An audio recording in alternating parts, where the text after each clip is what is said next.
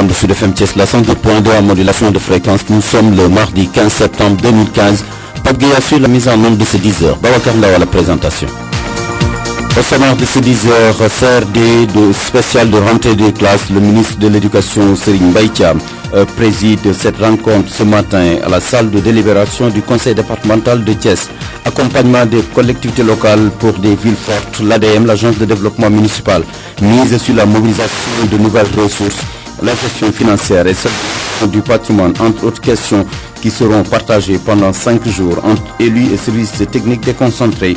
La faiblesse des moyens encore au menu. Le ministre de la gouvernance locale, Abdoulaye Diouf Sarr, tente de répondre à ces questions. Il est l'invité du 10h. Thiès, capitale de l'église sénégalaise, avec la tenue de la 39e Assemblée générale de l'Union du clergé sénégalais à Thiès, donc ce matin depuis hier. 250 prêtres issus de 7 diocèses du pays en conclave dans la capitale du rail sur le thème La famille. La cérémonie officielle d'ouverture est prévue ce matin et sera présidée par l'archevêque de Dakar, Monseigneur Benjamin Ndiaye. Préparatif de la Tabaski 2015 à 10 jours de l'événement, ce n'est pas encore l'effervescence à Tivaouane. Les explications de Babacar Sow dans ce 10 heures. Et l'on va encore vers la célébration de Tabaski. En effet, l'observation du croissant lunaire n'a pas donné des résultats probants. Aucune information sur son apparition sur toute l'étendue du territoire national. Donc les musulmans vers de Tabaski les 24 et 25 septembre prochains. Le sport viendra compléter ce 10 heures.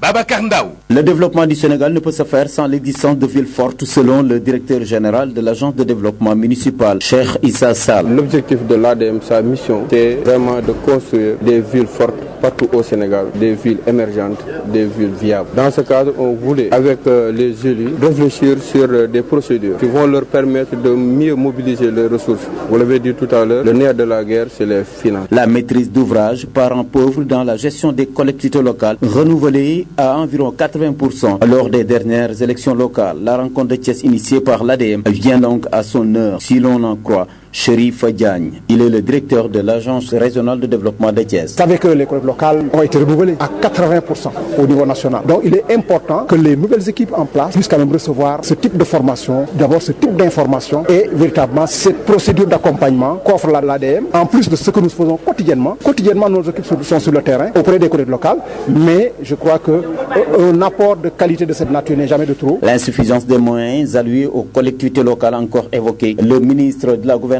locale, du développement et de l'aménagement du territoire minimise en attendant la fin de l'évaluation, nous dit Abdoulaye Diouf Sarr. Il faut savoir que l'acte de la décentralisation est un acte révolutionnaire qui a véritablement changé le paradigme du développement local au Sénégal. Le bébé est très beau, il y a effectivement un bain qu'on lui a opéré. Il ne faut pas commettre l'erreur de jeter le bébé avec l'eau du bain. Nous sommes en train d'évaluer, nous allons après l'évaluation apporter véritablement tous les ajustements nécessaires pour que cette réforme, qui est la réforme la plus révolutionnaire en Afrique en matière de décentralisation, soit effectivement donc sur, son orbite le meilleur. Après Saint-Louis, Matam, Kaolack, c'est au tour des élus et services techniques déconcentrés de la région de Thiès d'être capacités pendant 5 jours par l'ADM.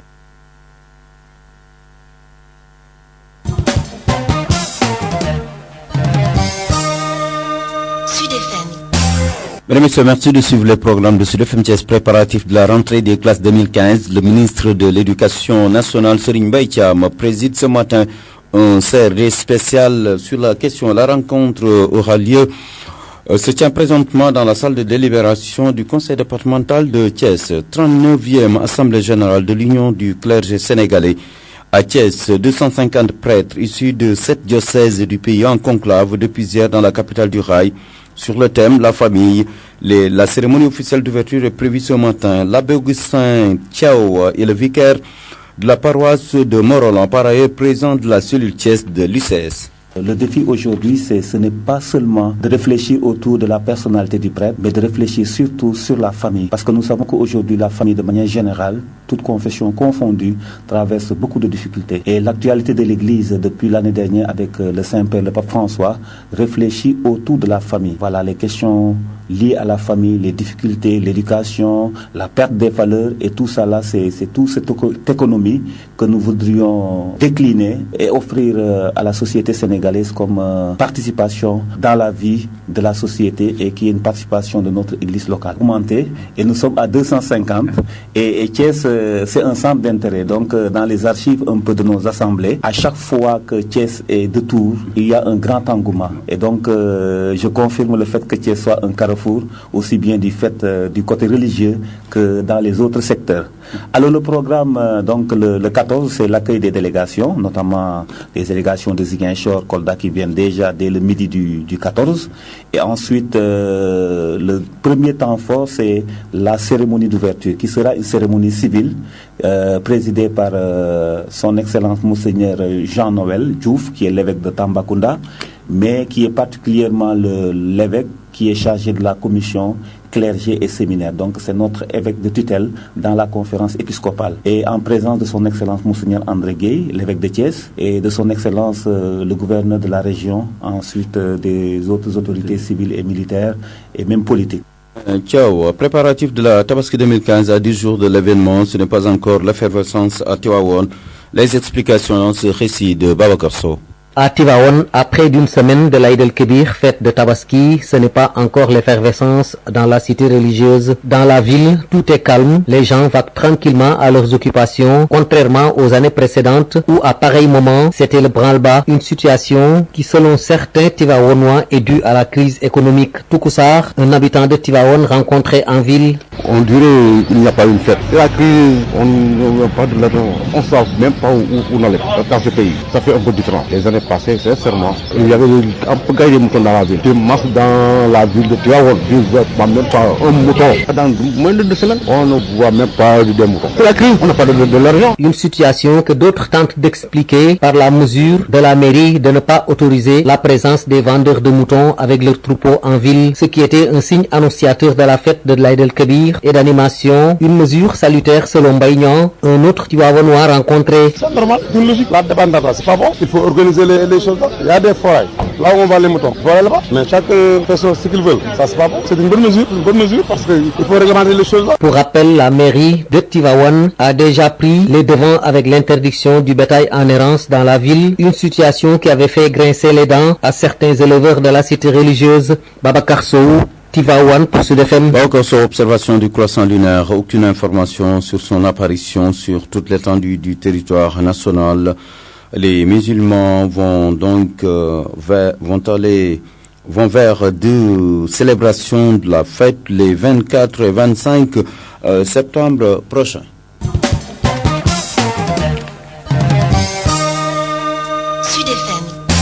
Je vous le disais en titre avec l'ouverture hier de cette importante rencontre de formation des élus municipaux, départementaux et services déconcentrés de Thiès. C'est une initiative de l'ADM, l'Agence de développement municipal, une formation qui entre dans le cadre d'un programme national, nous dit le directeur général de l'ADM, Cheikh Issa Sall.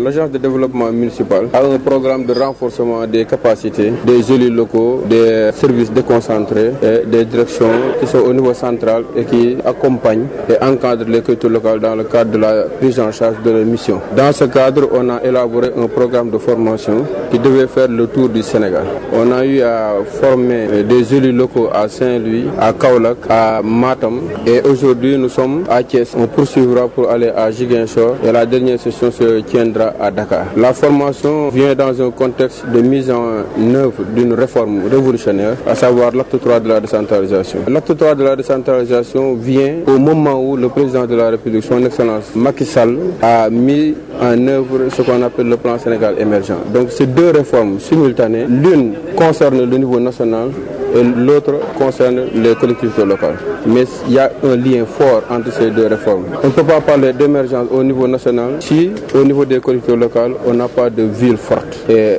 l'objectif de l'ADM, sa mission, c'est vraiment de construire des villes fortes partout au Sénégal, des villes émergentes, des villes viables. Dans ce cadre, on voulait, avec les élus, réfléchir sur des procédures qui vont leur permettre de mieux mobiliser les ressources. Vous l'avez dit tout à l'heure, le nerf de la guerre, c'est les finances. Mieux s'organiser sur le plan comptable et administratif. Mieux être à même également de conduire des projets d'investissement physique, des projets d'investissement dans le domaine social également. C'est la maîtrise d'ouvrage. C'est un parent pauvre dans le cadre de la gestion des collectivités locales. C'est pour cela, dans le cadre des projets, c'est d'autres acteurs qui viennent pour installer et mettre en œuvre des projets à la place des élus locaux. Nous, on veut renverser la tendance. On veut en tout cas capaciter les élus locaux pour leur permettre de mieux être à même de concevoir des projets, de rechercher des financements et de suivre l'exécution. Donc je crois que c'est ça la mission de l'ADM. Comme tout le monde l'a dit ici, c'est depuis 1997 que l'ADM est créé et depuis lors, nous avons participé avec les élus à mettre en place des systèmes de recherche de financement, des systèmes également d'investissement physique qui ont permis d'équiper les collectivités locales en matière d'équipement socio-culturel.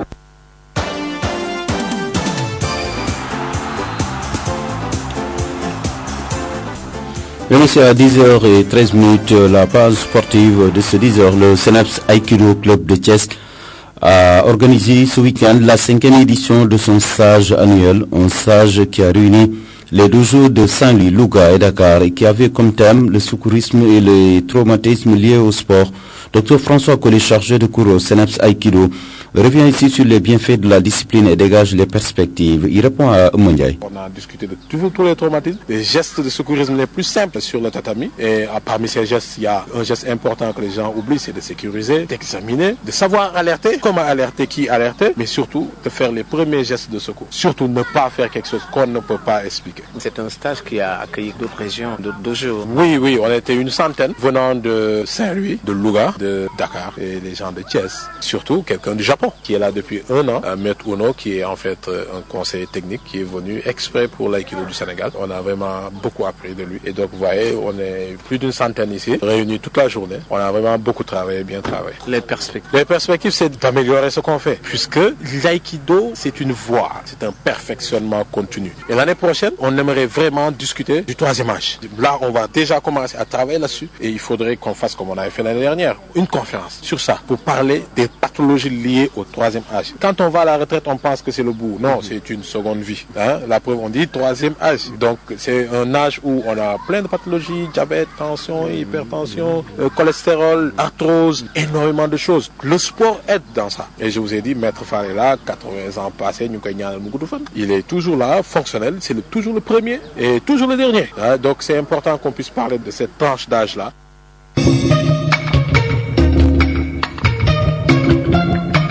Vous suivez le magazine de la rédaction. Maintenant, face à l'invité. Mesdames et messieurs, avant d'accueillir l'invité du 10h, le ministre de la Gouvernance locale, quelques nouvelles en bref, toujours en sport, retenu en football nawetan, match disputé hier au terrain du lycée El Hadj Malick Sy, le compte de la zone 4A, première heure, Thiès non El Malick, nul vierge, même score en deuxième heure entre Diankhène et Lazare, au terrain du camp Gémi, zone 3B. Bantou est venu à bout de 10 sur la plus petite des marques, 1-0. En deuxième heure, Ramdan 2, Diwan 0. Au complexe sportif El Hadj Yatma Diouf de Madina Fall, zone 1A. En première heure, Diamono a étrié Randoulène 4-0. En deuxième heure, Escale 1, Balabi Pilo 0. Au programme du jour, ce mardi 15 septembre, au complexe El Hadj Yatma Diouf de Madina Fall, pour le compte de la zone 2. En première heure, foyer des jeunes de Kausara Fall, Pognen. Et en deuxième heure, Mbakhan, avenir de Madina Fall. L'invité du 10h est le ministre de la Gouvernance locale, du développement et de l'aménagement du territoire. Abdoulaye Diouf Sarr a présidé hier l'ouverture de la session de formation à l'intention des conseillers, des élus municipaux, départementaux et services déconcentrés de la région de Thiès. J'aimerais bien d'abord remercier le maire de la ville de Thiès et les maires des communes de Thiès, notamment la commune Est, Ouest et Nord. Remercier aussi le président du conseil départemental, représenté ici par son vice-président M. Diatara, mais surtout féliciter très sincèrement M. le directeur général de l'agence de développement municipal, qui est en train de dérouler un processus extrêmement important dans le processus de consolidation de la décentralisation et du développement local au Sénégal.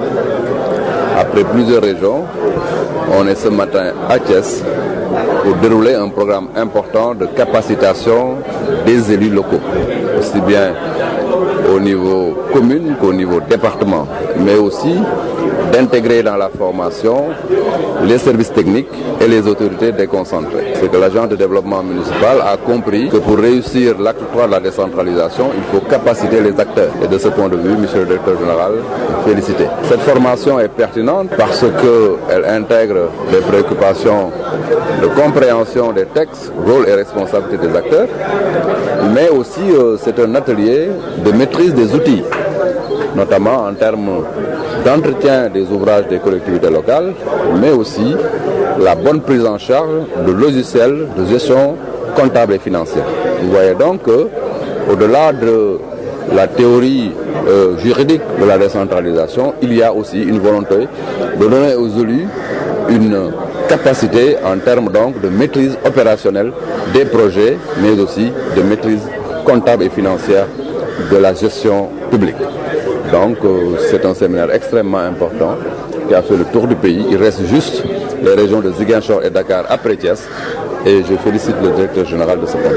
C'est des maires, des élus bien avertis qui sont mis à la tête de cette collectivité locale, assistés de techniciens, mais malheureusement le nerf de la guerre, monsieur le ministre, c'est la question des moyens. Vous êtes maire, ministre de la République. Est-ce qu'aujourd'hui, vous pouvez reconnaître avec ces élus que l'acte 3 quand même connaît justement des insuffisances? J'ai quand même fait deux rappels extrêmement importants. Quand on parle d'acte 3, c'est parce qu'il y a eu effectivement deux actes qui l'ont précédé. 1972, avec l'érection de communautés rurales, et vous vous souvenez, c'était des communautés rurales qui en réalité étaient dans un environnement de gestion extrêmement difficile, avec d'énormes problèmes.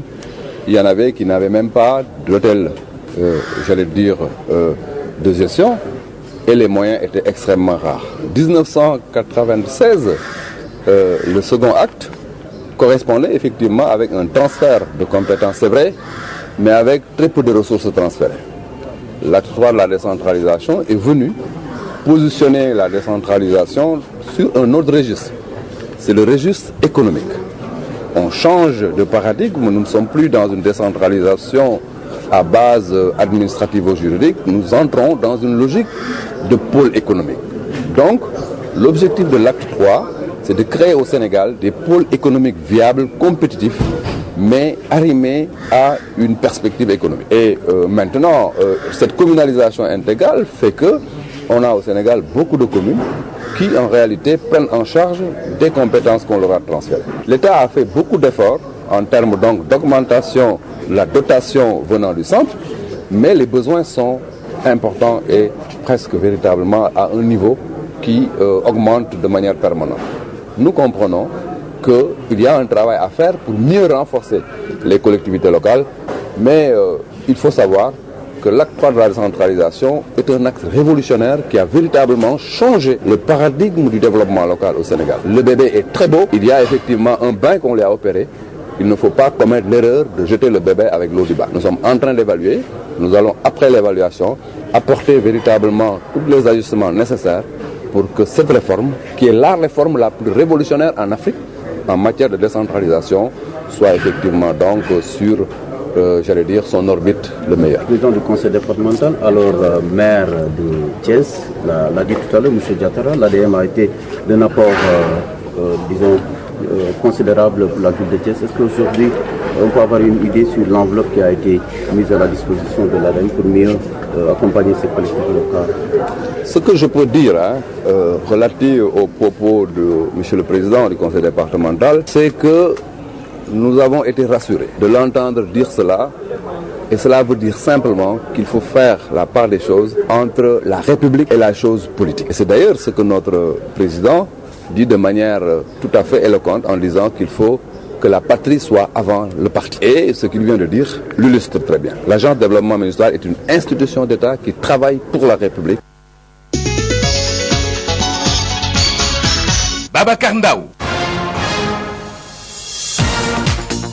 Mesdames et messieurs, l'invité du 10h, le ministre de la Gouvernance locale, du Développement et de l'Aménagement du territoire, Abdoulaye Diouf Sarr, par ailleurs maire de Yoff, met un terme à ce 10h dont je fais l'économie du rappel des titres. Merci à Pape Gueye qui en a assuré la mise en onde. Babacar Ndaw vous l'a présenté. Encore une fois, passez une excellente journée en compagnie des programmes de Sud FM Thiès. Le rendez-vous de l'actualité régionale, c'est à